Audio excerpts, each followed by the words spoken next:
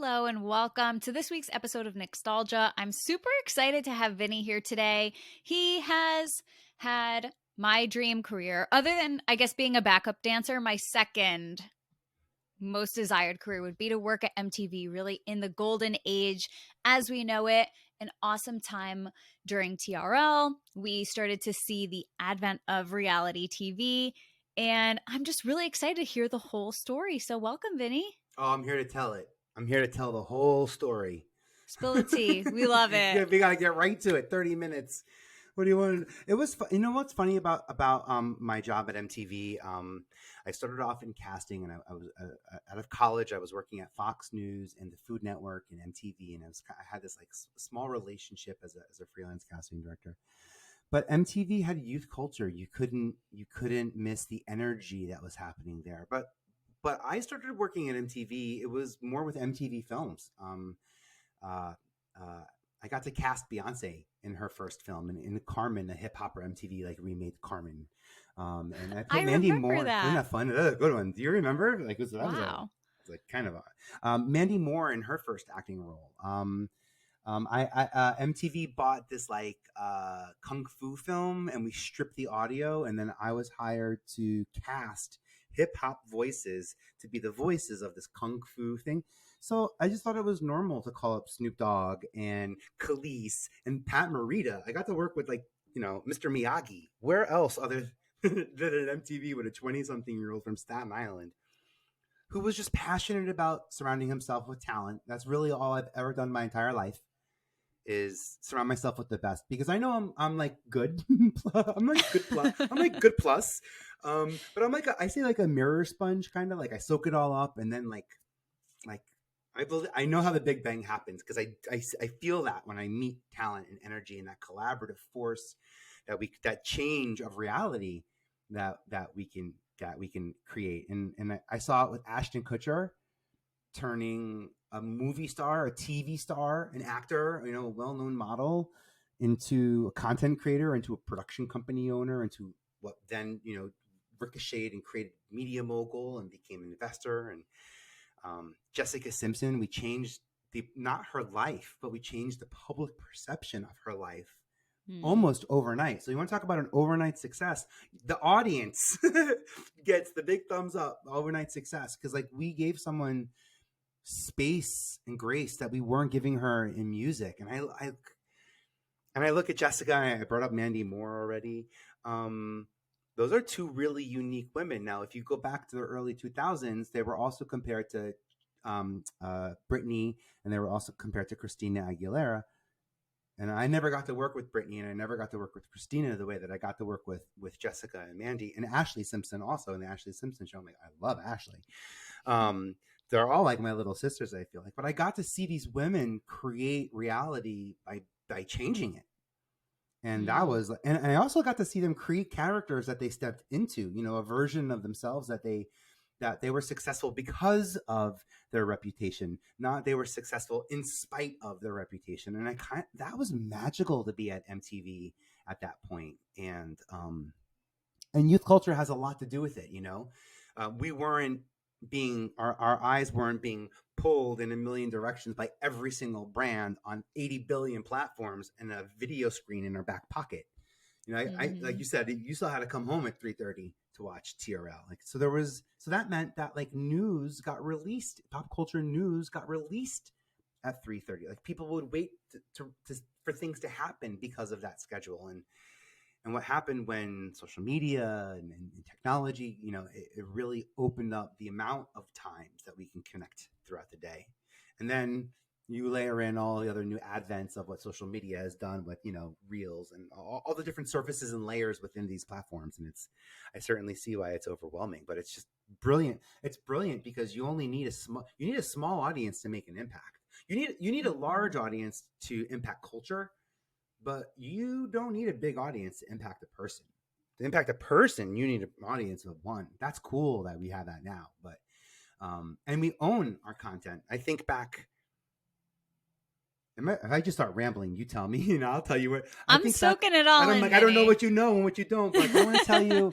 There's this moment I want to tell you about, like Nick Cannon, and he pitched Wild 'N Out, and MTV said no. And Nick came to my office because I did Nick's deal from Nickelodeon to MTV, and he was supposed to replace Carson on TRL. He was supposed to take over TRL, but that wasn't really what he wanted to do. He loved the Smile and Out idea, but MTV passed on it, and it was like maybe September, October, that they passed on it. And I remember that because we went away for Christmas break. He was dating Christina Milian at the time, and they went and recorded at a comedy club. Hey, wouldn't it be funny if like Christina was the other like team? So it was like just out of like what he had around him, he created this format of two celebrities instead of two teams, and just the whole structure of it all. He came back with tape, and my sister and my brother grew up watching Nick Cannon. Like they're born 84, 85. So I've always had that audience in my mind. So I feel like we're very connected to.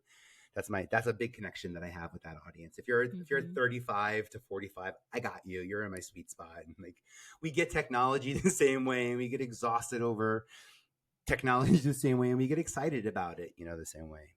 It was just really cool to see how MTV was able to play around in media. We were a cable network. They did something called Spring Break, and to be honest, we always knew that it was like big for ratings, but we also did things on Spring Break that we wouldn't have done throughout the year because it was like our time to make a mistake because there was like so much content that like MTV was good at creating. I never thought about this before. They were good at creating space. They didn't make shows. They made space for shows. Like even ridiculousness is a great example of like making space for something we can all relate to is ridiculousness. Yeah, if there's one thing that connects us all, isn't that it? Haven't we all experienced that on whatever frame of work you come from? Yeah, absolutely. And we know Gen X is the MTV generation, but I want to know from you kind of where you thought that, like how we transitioned from Gen X really being defined by MTV to maybe it was the advent of TRL, or it wasn't until the reality shows were introduced when it really started resonating with millennial audiences. Because I think that transition was very seamless, and that's something that we don't see a lot of cable networks do. Everyone's always trying to struggle to keep up with youth culture, but MTV for so long was still defining it, even as a new generation came in. Well, for so long for us, because they were born in their MTV was launched in 81. So like pretty much as long as my understanding of media, like I can get kind of historical, and I understand when you look back in like the early 1950s, 20s, when you see that Bill Cosby tried to buy CBS, when you see some of that, how Oprah, and when you see some of the acquisitions that happened, it kind of blows your mind. The Gen X grew up watching the TV Guide channel scroll painfully. And we would wait a minute to find out what was going to happen 2 hours from now. Painful. Don't talk. I'm watching this. Or we recorded our favorite songs trying to master. If you're listening, I'm from the East Coast, so Z100, and I would wake up and I'd have my boom box and I'm hitting record. For some reason, we weren't allowed to talk in the bedroom when I was recording. For some reason, maybe I thought we would get picked up and all the weird things. And I think we had this interesting sort of tactile relationship with technology. Like I broke my first computer that I got because I took it apart. I was like that kind of guy. I didn't grow up with the internet giving me answers. I grew up with the encyclopedia giving me answers, the same one my father grew up on. And it didn't even have the internet in there, let alone certain words about sexuality and some of that other stuff. So I could talk about the importance of like knowing where your information is coming from. Maybe I have, I come from an Italian family, so there's a little bit of ego where I may have made some stuff up, as the older sibling, as opposed to not wanting the answer. So I was kind of like, okay with that, so to speak. But I think there's something. I'm not saying it's okay, and that's, by the way, that's called fake news. Is like when you make up your own facts. I'll point that out. Fake facts are fake facts. It's not like It's not like a different version of the reality, But it was that idea that I could coexist in a Mets and Yankees household, and I could coexist in all of these worlds. If I understood where people were coming from, and that made me a better communicator. And that's kind of like what reality TV, like the Osbournes is my family. I'm Kelly Osbourne. I know. I should be Jack, but I'm not. I'm Kelly. You know it. I know it's the worst. I have to tell her I said that. I never said that before. Like the on Newlyweds, I am the relationship that Nick has with his brother. I understand that relationship. You know, that was a really cool relationship to see. Drew and Nick, brothers. You know, like uh, Punked. You know, Punked is fun. Punked is how crazy of a story. What's the suspension of disbelief? Like, what? How much can I throw at you that you no longer? The reality is no longer measurable for you. That I've now changed, distorted the facts so much that you're believing what I'm saying to you. That goes back to me being an older brother, like what I said earlier about making up my own facts, because there's a playfulness to that. And there's always a big reveal, a big joke, you know, and it was never, and that person was never the brunt of the joke. You know, I was always I was very sensitive. I'm very I'm a very sensitive person. I would love to have been an actor. I would love to have gotten on stage, but I'm just a very emotional person, and I really like being able to not have to turn it off. And I didn't have the discipline then, younger, that I do now. But not that I would change anything. But is that a weird thing to say? Like I'm not an actor because I have too much emotion. That's probably not what I mean. No, I get what I you're wouldn't saying. turn it off. I'm emo too, Vinny, and I think it's a good point that you make about the celebrity not being the brunt of the joke too. Yeah. Or like not taking the criticism, and even like the word punked became a part of our vernacular. And if you watch any kind of, you know, movies or TV shows from the time, maybe it was the OC that I was watching where they mention the show by name, and people would literally say, wait, am I being punked right now? Mm-hmm. And people would take whatever that they saw in the show and apply it to the context of their own lives. And I think that is what reality TV means. It's not that, okay, whatever happens on TV bears resemblance to my life, because the probability is that no, it will not. But in reality, okay, is this content resonating with me enough where I can draw parallels between what's happening on the screen and what happens in my life? Because ultimately, everybody's the main character of their own story. Everyone is their own narrator. So they're going to take whatever they see on the screen and get to decide ultimately what that means to them. I think now with social media, it's a little bit different, because on one hand, although everything is hyper curated for the individual, communication has been democratized, so you get more outside opinions than ever.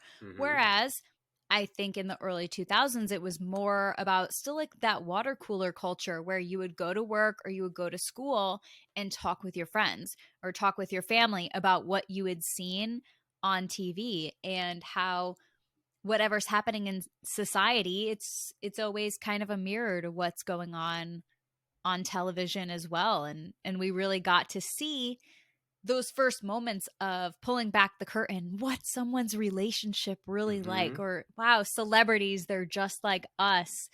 And seeing that content, it's always, not all of it is aged well. I think it's so funny, even just thinking of Next and Room Raiders and all of those kind of shows. I always say that. I'm like, remember that show with the black light? Imagine. Yeah. Like, by the way, Room Raiders gave us Snooki, so let us not take away from Room Raiders. She was on Room Raiders? That's how she was discovered. MTV found her when VH1 was done developing Jersey Shore, and they were about to release it, and then they gave it back to MTV to say, hey, maybe there's something you could do with it since you seem to want it so much. They were like, well, we got this girl, Snooki. Mike Petalina, they're right there. Room Raiders. I'm like, it's so brilliant.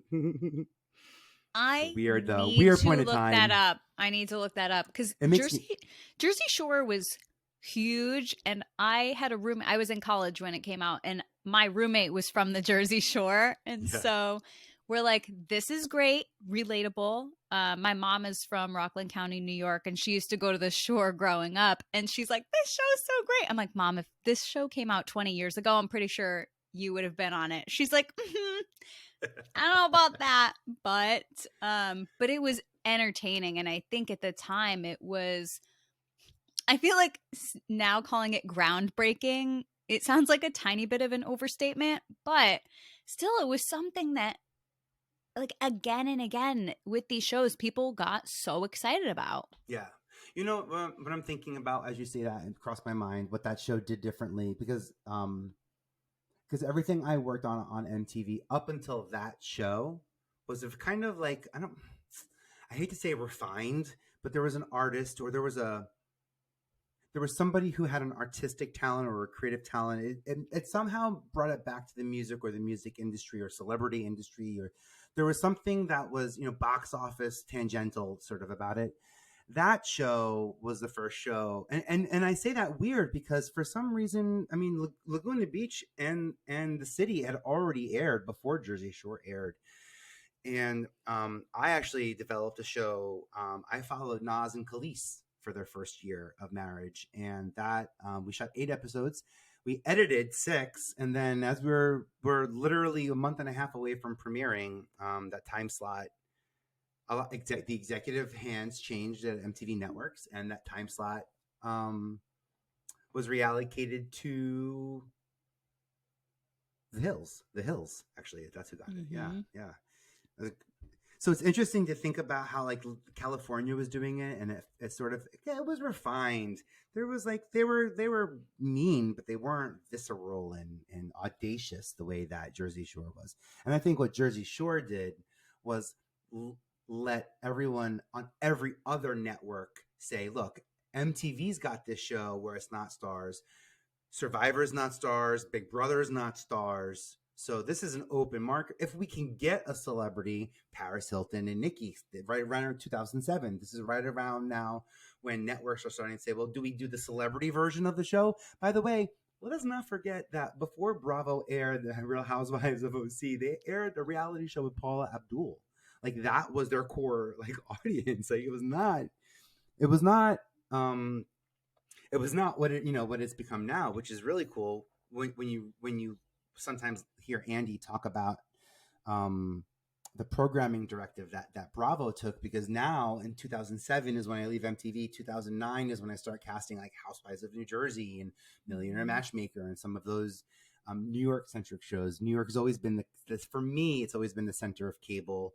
TL Discovery is not too far. They're right in Washington. The LA market just, I don't know. It's there and it exists, but they would always come to New York to shoot in Times Square. So I always felt like, there was that piece, but seeing that television boom and being part of it, and then seeing how talent were able to convert it into look what Jessica's $1 billion brands. Mm-hmm. It's so powerful. It's so much more powerful than I ever thought it could be. And that's, by the way, and I know it would be, that's why I never tried to make it anything other than it's not, except I did tell Lauren Conrad and Kristen Cavallari, I was like, don't go on MySpace, because like if the audience finds out what Lowe really did, then no one's gonna believe it. I remember that conversation, but then I think Facebook came out quickly thereafter.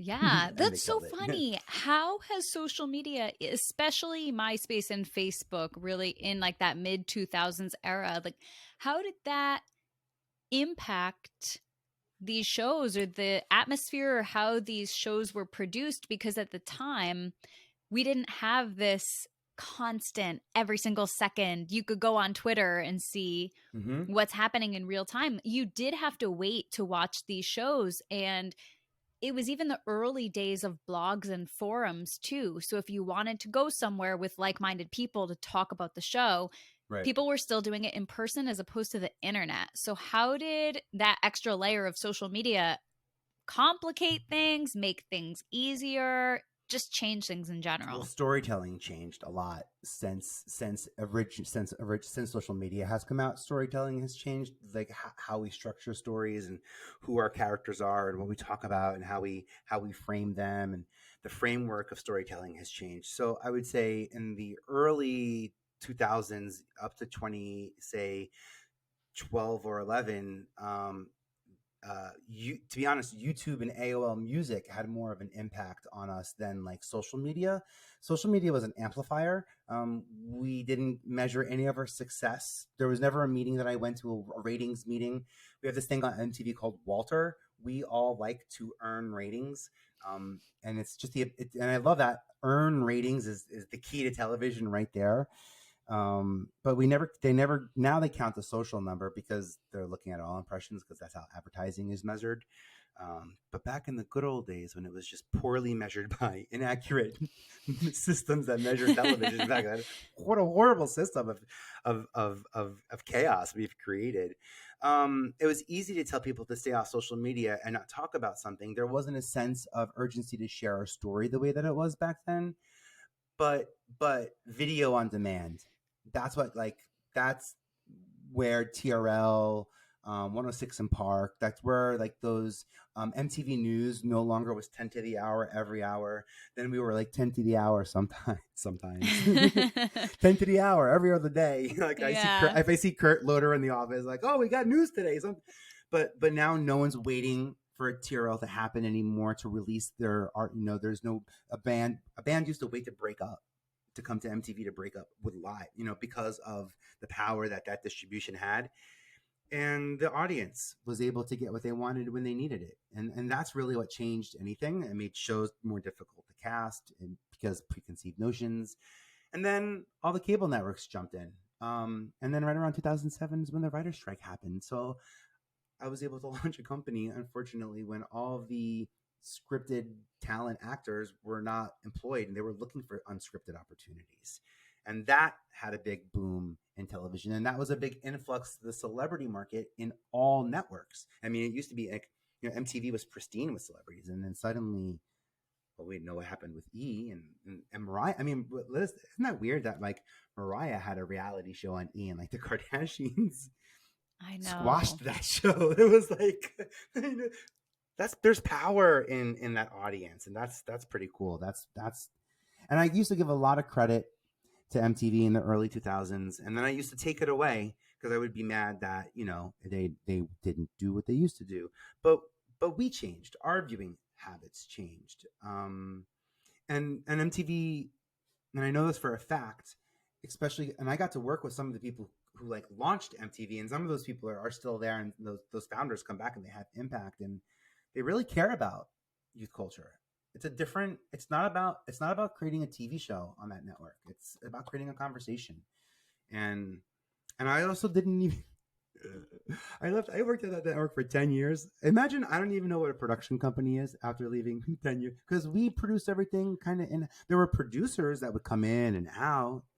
I didn't know that was like a production company. I knew they had offices someplace, but it was just a very unique way to learn content. And I learned how to launch a celebrity brand in the first 10 years of my career. In the last 15, I've been focused on getting entrepreneurs and business owners and founders on TV. And sometimes they're housewives of this and matchmakers in this, but I know how to sell to those networks. I know how to cater to the audience. And I'm really passionate about helping people see success being creative, whether you're creative and you're looking for success in business, or you're in business and you want creative success. I'm passionate about helping people connect and find that, because the saddest part about my industry is like the people who leave. They don't come back. Once you leave, you have a bad taste in your mouth. If something doesn't work out for you, it's really hard to get you back. And it's actually, oh, am I really emo now? It's really sad when people leave. So I have a program called the Creator Accelerator, where I freely and voluntarily teach people how to create content, how podcasts should have segments, so that segments are something that you can maybe license or distribute independently. All those little tricks that I learned from like the greats, and they work. Look at where they are now. I promise you they work. And I like that part of what I get to do now. And podcasting allows me to do that. Yeah, that's I don't amazing. have to be at a network anymore to be able to talk to somebody about something important. We get to do that now. That's cool. That's cool that we created that. Yeah, absolutely. In seeing trends, the 20-year trend cycle has completed, and everything that was popular in the 2000s is back again. People are even starting to talk about the 2010s a little bit, and I'm like, Stop. I'm absolutely not ready for that yet. Give us at least until 2023. I'm not prepared. I am still Right. appreciating the 2000s, and I love looking back and seeing, okay, we're looking at the past through a contemporary lens, and as trends, fashion, whatever comes back, of course, now we have the vantage point of the 2020s. You can never be exactly how things were in the past. And I think it's so interesting seeing these celebrities from the past resurface. They're able to do something different. They're able to appeal to the nostalgia of Gen Xers and Millennials and the nostalgia of Gen Z, where I'll even see on Instagram all the time where people will make edits and then in the caption, they'll write the movie or they'll write the song, and there will always be someone in the comment section who doesn't know what it is. And I always find it to be so funny because we're like, wait, how does someone not know what Mean Girls is? But it's fine. It's fine. You know, there's a new generation in town now consuming and creating content. And what I think makes some celebrities who are coming back, and Avril Lavigne is one that comes to mind because I'm obsessed with her album and I love a good pop punk moment. But I'm finding that people like her, it's Travis Barker, it's still the Kardashians. Like there's ways that people are finding new ways to connect with culture, whether that's acting as a mentor, a producer, lending their talents to working with newer and younger artists. Some people are really showing longevity in a way that you would never think. Because I know that when I was younger, of course, everyone likes the music from their own generation the best. But I remember my parents saying to me, oh, you're not going to be listening to Britney Spears when you're 30. And I'm like, wrong. Absolutely wrong.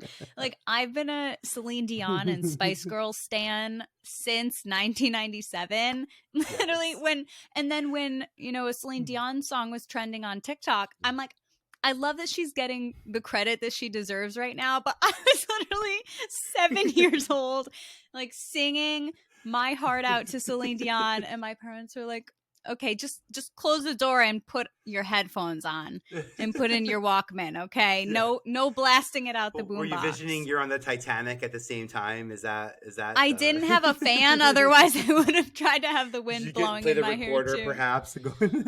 My there was a sister boom in that, had actually. People learned that after that, yeah. Oh yeah, my sister had a recorder, and that was something else where my parents were like, "Yeah, practice at school, in the music room only, not allowed at home." But I want to know from you too, what kind of things are you seeing come back where you're like, this is so crazy that this is back in culture and at the forefront of people's minds, and like I really enjoyed this thing in my past, and now I can still really enjoy it in the present. Well, I think we're getting to see people show up in ways they were not allowed to show up prior. So, for example, you brought up Avril, and it made me think. I know Derek from Sum 41 and Pierre Bouvier from Simple Plan, and Simple Plan and Derek just did a little collab. Yeah, and that's something that I wish I was like. Well, of course, I'm like kidding them. I'm like, why did this happen on TRL? You're big. Jesse McCartney had a sort of quote unquote sort of big comeback moment. I think that we're getting to see people in ways that we were not allowed to see them before. And we're finding out, and Britney is a great example, of how much we were not allowed to see and how much was gated from us and how much was gated from them. I mentioned earlier, I got to put Beyonce, in a film, Hip Hopera on MTV. And I can promise you that the conversation they had with the network a month before that audition happened was absolutely not, no one from Destiny's Child is interested in acting. That was the answer. But the relationship there was between MTV and the label. So then I thought, well, that's the problem. So I went downstairs and I met Tina Knowles. And then the relationship was no longer between MTV and the label. It was now between me and Beyonce's mom. And if I can give Mrs. Knowles the script and that's how it goes, then so be it. But I also had like a gut. I also thought Beyonce was going to be famous. You predicted that, okay? You knew. But you get to show up in these funny ways that not only just enable the artists, but empower them. That's super cool. So what do I see coming up? Technology is changing. I want to see. I'm loving sort of. We're in this boom now where I'm watching scripted versions of your story. So like we're watching the Ubers and we're the all those sort of stories, the Pam and Tommy story, and all those things in an elevated way. Maybe those were already podcasts 5 years ago, 10 years ago, and that's how we sort of would have dived into that. I think maybe up leveling audio sounds super cool. I remember when YouTube came out, there was like this like scandal about a YouTuber. She was actually fake. Like she pretended to be a young girl, but she wasn't really. And it was like, oh, how could this happen? How could we have the whirlpool? We're just at the precipice of creators having the right tools at their fingertips to be able to create. And then what we're about to go in off the ledge on is Web3. What we're about to do in this decentralized, in this world where we think a sale happens from a transaction, but what about if it didn't? What happened if it came from movement? And how many ways can we move talent? And the difference between distribution and amplification. And I like focusing on the technical aspect of creativity because I feel like even though you're probably lost in hearing me talk right now, I'm not, and I promise I can find where you are and get us back on point. And I like that part about seeing opportunity in distribution, meaning selling a show or getting a producer to say yes, and just empowering somebody and giving them a new tool to show the world who they are, to put chicken tuna of the sea out there for the rest of humanity to be able to laugh at ourselves, because we've all been in those moments where we thought, limes were unripe lemons or something like that. Yeah, that's also Yeah. Kelly I would Osbourne. officially like to mint the chicken of the sea segment as an NFT. I would like Brilliant to idea. own that. I obviously do not have any of the rights to that, but if that can happen in that environment, then I am all for it, because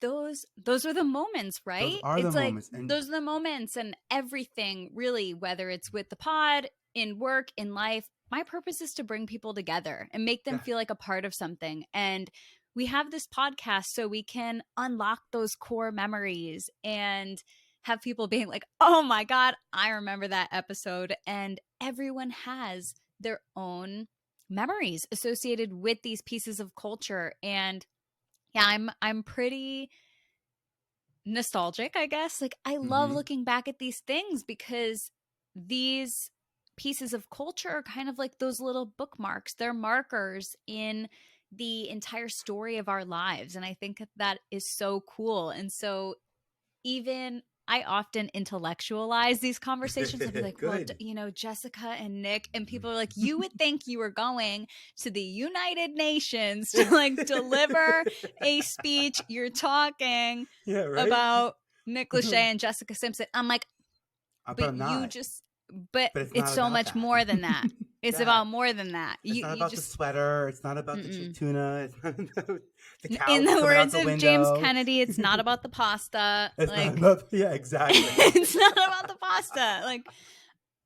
And I think that that's so cool. It's cool to hear how receptive you were, how open, and the signals you were seeing in some of that earlier content. And you brought up earlier about us Gen Xers sort of being in this sort of interesting nostalgic sort of place. I love not playing. I love opening up my memory box and going to that place. I was so lucky to have been where I was, and I worked so hard to stay there. So I'm very proud of that little guy, Vinny, that did his own and wasn't supposed to do what he did, but that's what it ended up being.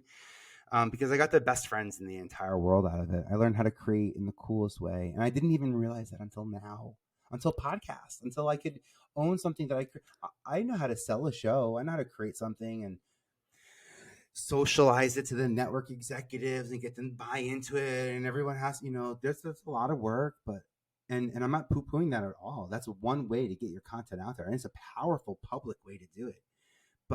And that's how you change culture. I'll be very clear about that. Culture on a big, you need a big audience to impact culture, but also to impact people who impact culture. I don't need that big of an audience. I need a small audience. And if I can help Nick Cannon be a great creator, and he does Wow Now, and if I can do anything to help Ashton Kutcher, and I even got to work with him after I left MTV. And it's just been so rewarding to have those people in my life. And I believe in the law of abundance, and I believe in the law of attraction. As a casting director, I never went out and said, I have an opportunity I'm looking to fill. I always said, I'm the guy. I gotta find this lead in this movie. Do you know anybody who could be the lead in this movie? Because then we could be the people who got there. Wouldn't that be a funny connection to have through life? And I ended up having that connection with a lot of cool creatives, and it's just empowering. It's very exciting. Right. It's like, that you can make things happen for people, and that's really important. Well, and then finally, do you know how? Okay, so that's a hard pill to swallow, because I took a slap of reality when you said that, but it's true. But I'm doing it now for myself, and it took a long time for me to believe that, to be honest. But now that I'm doing it for me, I can tell you this for a fact. I believe it. If I'm doing it for me, and my family depends on it, and like my world depends, like, yeah, I believe in that then, and I think that's cool. And we get to own it, and we get to control who we share it with and who we collaborate with. And that's also why, like, I'm not quick to rush to advertisers on my podcast. I don't want people telling me when I have to air something. I want air. Yeah. I want the space, and I love that. And if losing time to make my podcast means I get to have more time to get to be on yours, this is for me a much better use of my time than recording something else that I already wanted to say. And I didn't, this is for me a growing experience. There, it's sort of a, not to say educating is an exhausting. It's a giving experience. It's a different type of energy. Absolutely. I want to ask you a question as we wrap up. You just mentioned collaboration. Who's been someone who's your favorite person to work with? Or like how a partnership came to fruition by an odd circumstance, or just something you really enjoyed seeing come to life? I never thought I would love skincare. This is so weird to say. Never thought I would love skincare as much as I do. I love I like talent development. I like helping people tap into their inner selves, and sometimes there's wardrobe and makeup, and there's the physical component to that piece of it, right? But I never really thought that. I never really thought that that. I don't know, let me think about how I want to answer that part. When you help people figure out who they are, I didn't have. Let me say it this way. I didn't have. What's it called when you don't believe in yourself? What's that word? Like a lack of confidence. Yeah, it's like I shouldn't be doing this. I shouldn't be doing that. I'm not. Oh yeah. Thank you. Imposter syndrome. Okay. I never had imposter syndrome in my 20s. I think it was lack of not knowing what I didn't know. It wasn't until I started working with Peter Thomas Roth in skincare that I had imposter syndrome. I'm working with an expert who is outside of my normal career field. He's not an actor. He's not an artist. He doesn't even consider himself a creative. He's an amazing formulist who he cares about skincare and gets results. And he connects on QVC. And I never experienced the level of questioning my value. And then when I was explaining to him how some of these social accounts work, how social media works, and how podcasting works, and I didn't know if it was valuable or not. And there was something in me that was questioning whether he was getting it, whether he was going to master it, whether I should be trying to teach people who have business, who come from business backgrounds, whether I should be trying to teach them something creative. And what I got back from that relationship and from him as a human being, as a partner, as a client, is more than I ever would have thought I've ever gotten in television. To get to work with a physical product that touches somebody, I don't get to do that in TV. In TV, I'm in your living room. Now on social media, I'm on your phone. But skincare, that's on your face, and your mom says, "Oh, what nice skin you have." Your mental health is judged on your skin. There's so much that goes into that, and being open to what products can do to people. I was always afraid to get into sales because it just felt, because in business it's advertising, and it just feels salesy, and it's a commercial. It's not, you're not getting anything but a commercial. You're getting a sales message. You're not getting actual product. But I think that's where I learned the most, and was probably one of the most valuable relationships I've had in the last 10 years, where I was able to draw on my own insecurities in a way, and harness them to success by just vulnerably showing up. Like, I was very uncomfortable because it was new territory to me, and it worked out brilliantly. And he's been on more QVC appearances than ever, and he's so confident on camera, and his social media is, like it just worked. And I never thought that I would think that. I never thought that I would love or understand the importance of skincare, or the importance of selling products and what those products can do to people, because I always got stuck in sales, and that to me always felt murky or icky.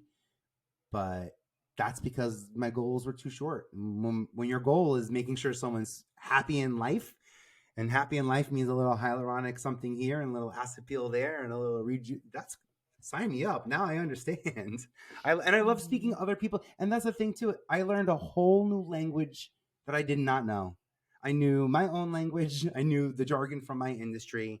And I think that also was a huge reason why I doubted myself, because now there's KPIs and these terms that I'm not used to measuring the success of creative using business tools. The more creativity you have, the more creativity you give, the more you have. That's not the same in business. Like, the more you use, the less you have in business. So it's interesting helping people figure out how to measure that success. And that's why I like the technology piece of it, because there are some proven methods that will yield results. And then there's just the other piece of it, which is just strictly emotional. And I love that part. And that's where the friendship comes into play, in the hard work. And with Peter, I do those things 24 hours on QVC. So like, we're up for 24 hours. You make friends. You're delirious. And it's the 17th hour, and you've got 6 more hours to go, or whatever the math is on that. I don't know. There was actually a game show on the Game Show Network in the earlier mid 2000s, and it was called Cram. Oh, and yeah, it's a little niche, so not everybody remembers it. But like, these people would stay up all night. They would be given a book of a certain topic to study, and then their challenges, whether they were physical challenges or recollection challenges of what they had read, but they would do it after being sleep deprived. And I just remember loving the show, but looking back on it, I'm like, that's sick to do that to people. They were like in a basement kind of, right? It was kind of like it was always like a bird's eye view looking down on them. And like, the questions were like, what's the 7th word on the 5th page with a woman? It was like, those like really weird questions that I actually really liked that game. I love the Game Show Network. I like that the Game Show Network gamified reality. I like they gamified productivity. They gamified the Bible. They gamify pop culture. They gamify American culture. Dave Knoll, the creator of Chopped, has a show on Game Show Network called America Says. And you're like, they said what? What do we say now? Uh-oh. I love those shows that are about humanity. Like, even Family Feud, sign me up, Steve Harvey. Oh my God. I would love to go on Family Feud. And my sister and I love watching it. She loves, probably her favorite thing to watch on YouTube is Family Feud bloopers. And oh my gosh, I've never. I saw the Holy Spirit actually. I saw that one, but I can imagine. Yeah, it's a lot. But have you ever been on a game show? I don't know why I'm having to think about it, but no, I'm like, wait a second, have I? Because that's something I would do. But no, but I definitely would. And I think that, me and my sister always I always say I'm curious in the pursuit of knowledge, and whether that's applying to learning about Web3 or just brushing up on whatever kind of cognitive skills that I'm going to need in order to excel in the final round of questions. If I was ever a contestant on Family Feud, you never know. You never know what you're going to need these Jeopardy, skills for. American Ninja Warrior, throw it at me. Whatever you you don't know. I was on the Weakest Link. No, you were not. I was with Anne, with the lady when she was hosting it. Stop it. I was so nervous. I was working at MTV, and I just said my job was talent development, and that's all I really said my job was. So I never really went past that. And the question, and I got voted out. I didn't win. I was one of the weakest links. She's so rude to me. You know what she said? She said, Vincent. She said you were the weakest link. Apparently, she goes, apparently the talent scout forgot to bring talent. You are the weakest link. Goodbye. Can you imagine she said that to me? It was a tough question. God. This is 2005. Name the Scandinavian country that holds the current title for most Winter Olympic gold medals. I mean, I'll guess Finland. Oh, I think. Do we know? I think Finland.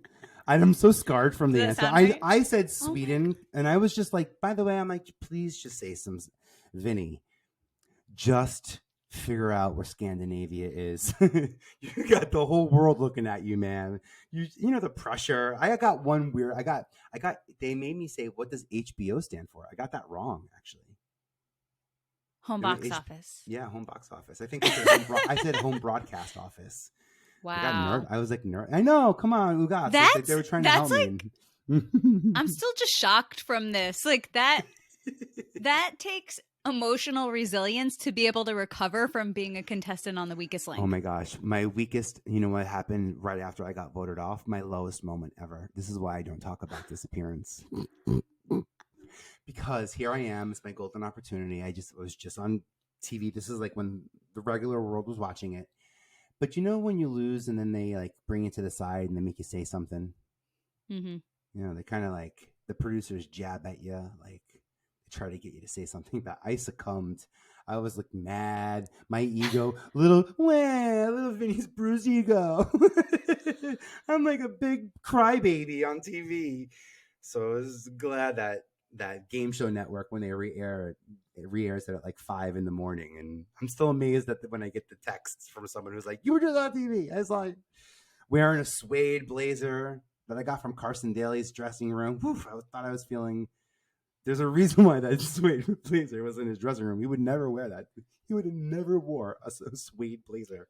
No. Oh my gosh! But there are some great fun times, and I loved being in New York in Times Square during all of it. And I think of, you know, all those New Year's Eves. I got my goal. I was at MTV from 1999 to 2000. That was like Prince's dream. That's all I wanted. That's where I wanted to be for the Y2K. That is historical. It was fun. Dancing, by the way, like a drunk idiot dancing on camera while Carson and Jennifer Love Hewitt are like dating. It's like the weirdest time in pop culture, but it's the best. And I didn't know that we would be so close and we would create, and that there would be so many awesome memories from that Times Square studio too, which is now an Aeropostale. So if you just want to know what my office looks like, it's like I think it's like the teen cruise section, like cruise wear is where you can get. Wow, that is insane. Wow. No respect. Seriously. No respect. Thank you so much for being here with me today. I had so much fun. I learned so much, and I'm already going to have you back. Thanks. Oh my God. I could talk about nostalgia. We could talk about this for a long time. I appreciate you so much. Thank you. Thank you. All right, guys, we will see you next week. Thanks again, Vinnie. Thank you.